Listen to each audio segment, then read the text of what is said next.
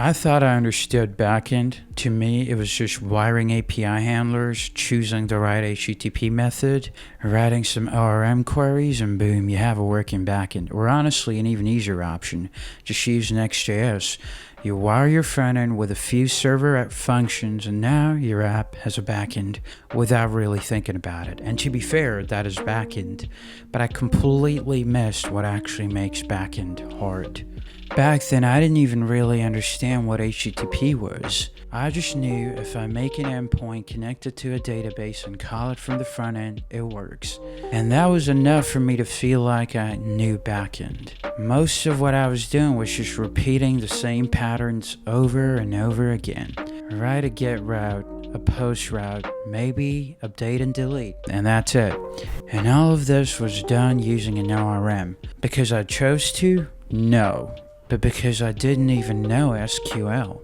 I was not thinking about how data was stored or how queries worked. I just knew that if I wrote this code, I'd get that result. And whenever something didn't quite feel right, I'd just ask an AI and move on. So everything worked, but I didn't understand why it worked.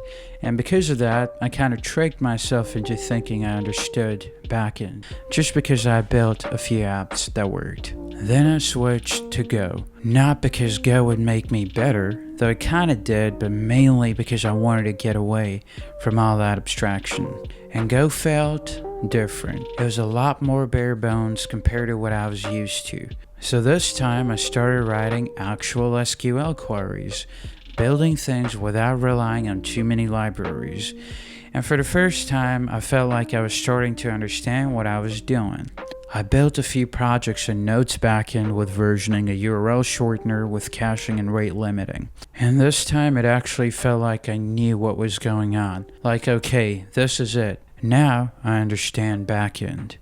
And I was proven wrong again.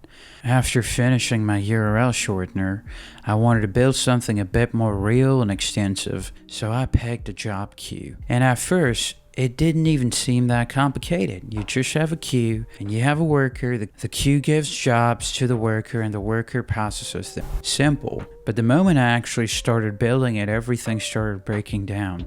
The first thing that hit me was concurrency. I was using mutexes around my queue, and things just weren't behaving the way I expected. I thought I understood what my code was doing, but clearly I didn't.